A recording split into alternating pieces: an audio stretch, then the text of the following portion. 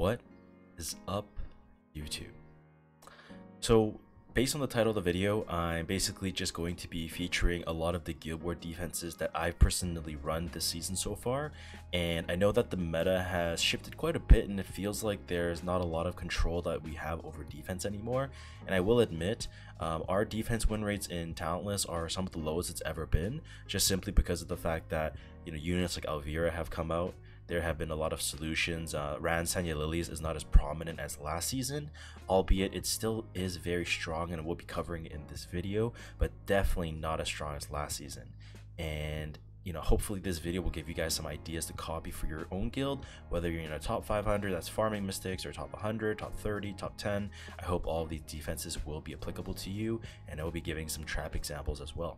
So if you guys do want me to make videos like this every month, maybe just featuring new defenses so that you guys can spice things up every once in a while, you know, feel free to drop a like and comment, help me with the algorithm, subscribe if you haven't already, and let's just jump straight into the few examples I'm going to give you guys. Let's go.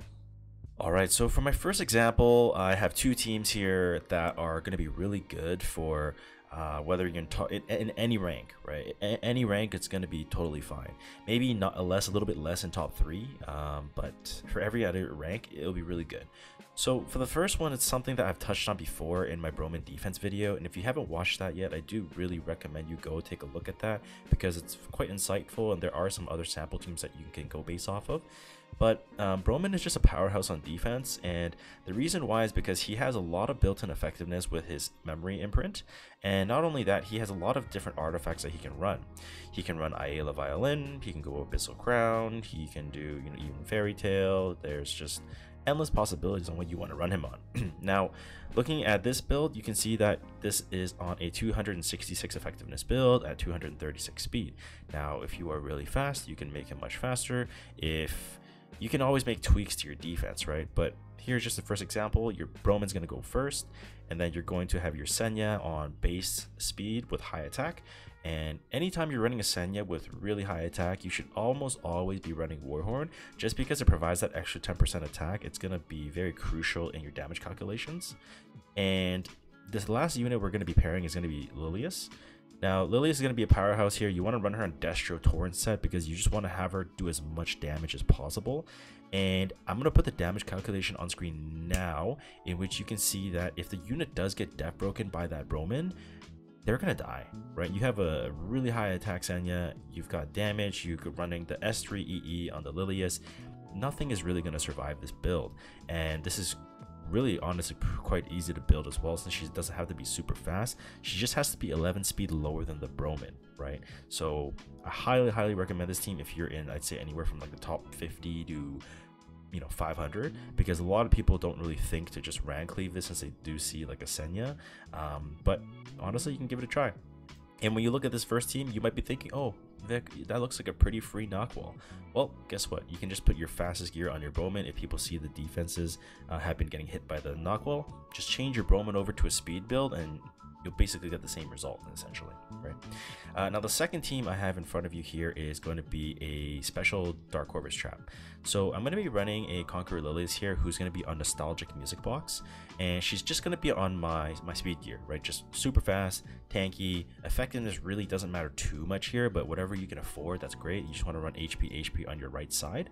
And the reason why we run Conqueror Lilias with Music Box is because this artifact adds a lot of more RNG into a defense, because you can get defense buff, you can get immunity, barrier, you have continuous healing. Mainly it's the defense buff and the barrier, because if enemies are, you know, maybe calculating how much damage that they can do, that Music Box just might be the reason why they don't kill, and it keeps a unit alive. But regardless, I will be showing the other two units. I have A.Yufine on a injury build on Bastion and Perlucia. Now, you may be thinking, what is this build for, right? So the idea for this is basically we want to be anti-DC. So A, we have injury. B, we want to have a Bastion and Perlucia so that we have that barrier to provide that extra coverage against Dark Corvus. And it's going to be an HP check, right? If they don't have enough HP, they might not kill. But guess what? If they do go for the A.Yufine first, you're actually going to win, because our Choux is also going to be on Proof of Valor. and he's going to be on a injury penetration build. Now you're going to be running some HP boots, and there's not really going to be any Dark Corvuses that's going to be able to kill this, right? Not only are you going to be having the barrier from Bastion, you might get defense buff from the C.Lilias. If they decide to run Dark Corvus and kill the A.Yufine first, the Choux is going to pop off and injure him down, and then he will no longer be in a position where they can just kill you one by one. And the same goes for the other way, right? If they kill your Choux first, the A.Yufine is going to pop off as well with the injury, and then they need to have a light bait, which is Doris. And guess what? If the Doris gets injured down by all the turns from the A.Yufine, those S1s are going to kill. And guess what? The C.Lilias is going to be so fast in which they're going to be able to control the Dark Corvus, so they never really get to play the game, which is why I really love playing this defense. Having the double injury setup with the Bastion really just provides you that turn 1 coverage, which is super powerful.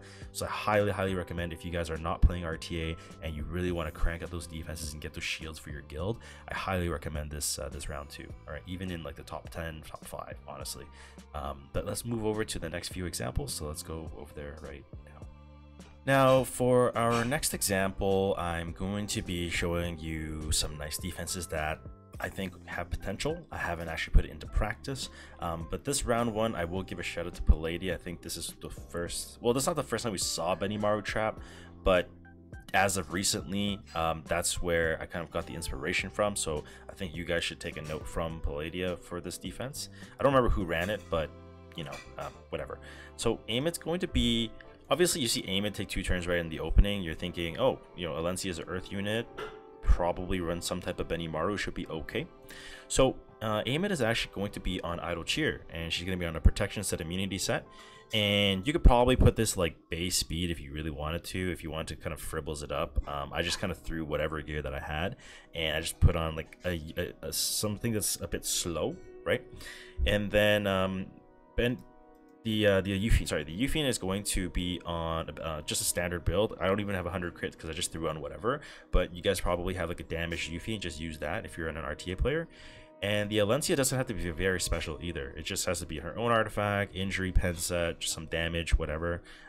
You can make a much nicer one than me, but just do this. And the idea here basically is, if Benimaru doesn't get that first S3 into S2 passive because Amid doesn't take a turn, they have to gamble S3 into the A.Yufine, and you technically should have immunity, right? So your Alencia, give immunity to your Alencia and your A.Yufine, and then once they use their turn, what are they going to do, right? A.Yufine's going to be able to charge up. She's going to be able to life steal up. Aim is eventually going to give that S2 into S3, but then she's going to cleanse one. The Alencia's going to S3, maybe S1. It makes it very suspect, right? And that's really all we want, right? As soon as the opponent loads in with the Benimaru, they're like, oh shit, like Aim is not moving first. They're going to be like, what do we even do, right? If everybody has immunity, they kind of get death broken. They're going to be in a really bad spot since our team can lifesteal up, and we have a very high chance of winning, right? Now, in this round 2, this one's a bit of a cook. So I really like having Candy on defense, but not for the reason that you may think. A lot of you may think, oh, Candy on defense, Emilcan, easy, GG, right? So, Candy is actually going to be on a protection immunity set on Aureus. So she's going to be basically mitigation. Since her release imprint is actually HP, it makes her really good for being mitigation for the rest of your team.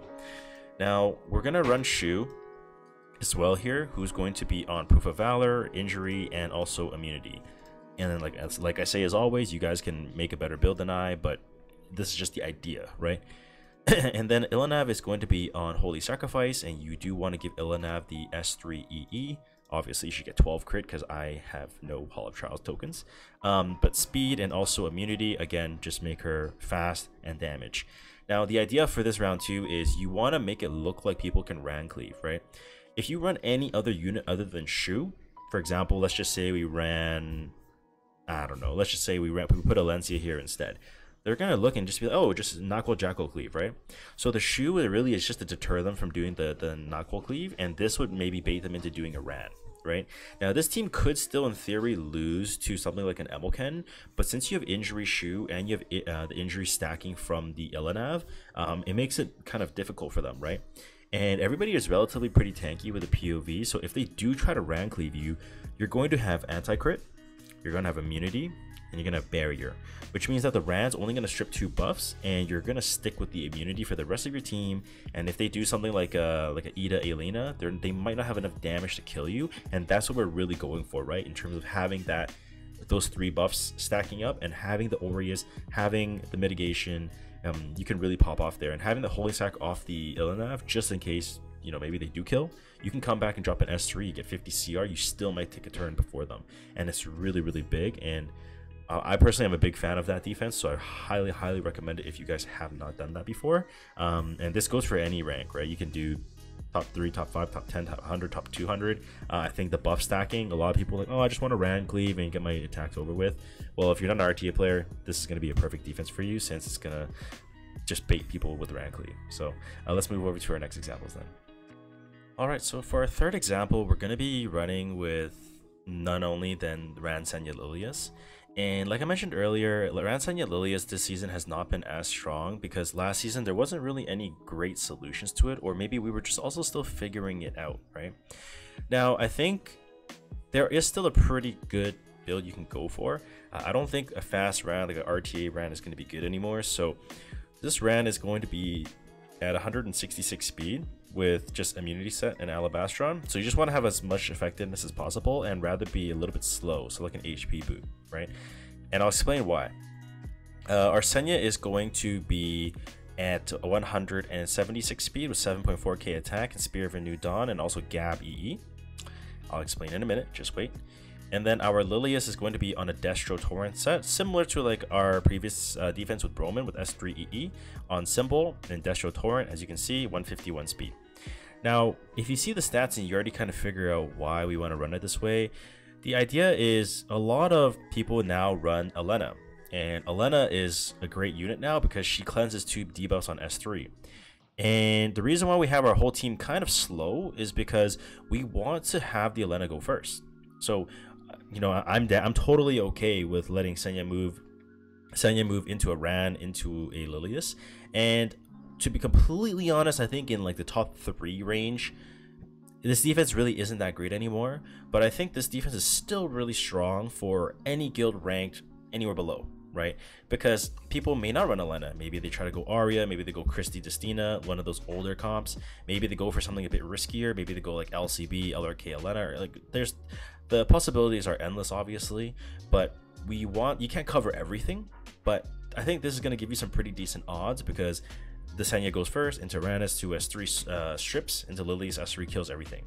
And I think honestly it is worth running, but you guys give it a try and let me know. I personally, on my alt accounts, I still run it to this day. Not every war, but I do swap it in every once in a while because it still gets people. It works, trust me, it really does.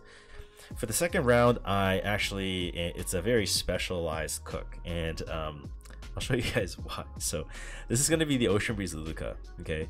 Now, a high S1 multiplier, scaling based off defense, and I know Kyle, who watches the video, is going to think that's complete copium, but I'm telling you, it really works. It really works. I don't know if I'll ever debut it because I don't think that's ever going to pass a comp check, but yeah, I guarantee you. Now, she basically has a torrent set, and then she has a ring that's 18 speed, and then in a speed boot with no defensive subs. And you might be wondering, like, what is this cook, right? Now, and I'll explain to you guys why we have it built this way.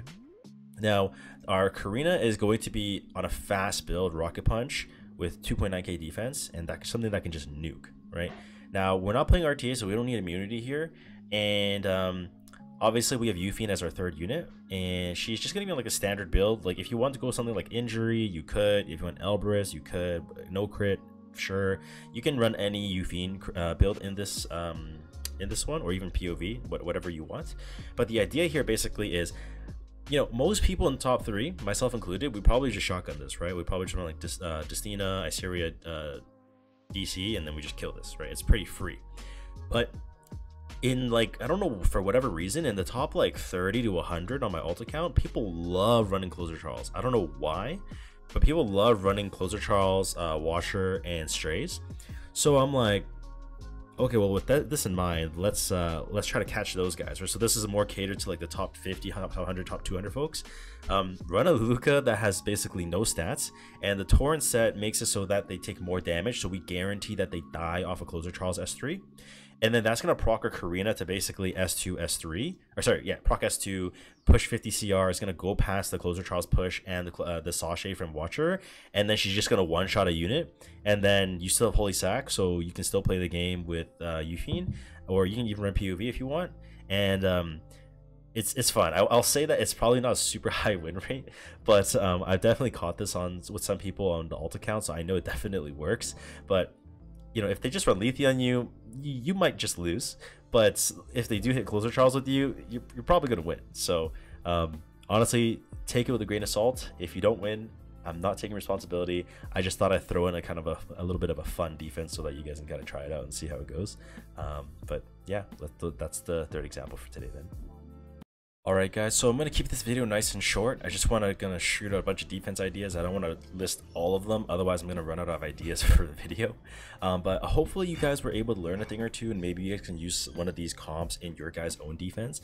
And I know, honestly, it seems like it's cooking a lot, but in Guild War defense, you really do have to commit the gear to your units to really have the highest percentage chances of winning, right? I know that injury Choux, injury Yufine may not be super common if you're playing RTA a lot, and to be honest, this video is not really catered to that type of player. If you're playing a lot of RTA and this is going to be a really heavy regearing cost, this is not the video for you. I'm sorry, right? This is more so for the players who, you know, love being in a guild. They mainly, you know, interact with the guild for Guild War perspective. They don't really care about RTA because it's too cancerous, or maybe they start their climb later. If you have a free unequip scroll, or maybe there's a free unequip around the corner, prep some of these units and try it out, and let me know what you guys think. And I think one of the units that we didn't touch on a lot is actually Choux. I think Choux obviously is very strong. You can throw any 2 units with her and she's just gonna be a powerhouse, honestly. As long as you don't have like Lulucar with her, so you don't get solid EDR'd, and you're pretty much fine. But yeah, I won't yap too much, so thank you very much for watching. Let me know, please in the comments below if you want me to do more videos like this where I just shoot you guys examples for you guys to copy, because I really don't know how this is gonna do. I really don't know if you guys need this or don't, but a lot of people on Discord have been messaging me, and my alt guild have been asking me, what defenses can I run now? I don't know what to do. Well, here you go. So that's where you can go. So anyways, like, subscribe, and comment for the algorithm, please. Hope you guys enjoyed, and I'll see you guys on the next one. So take care. Thank you for watching. Bye.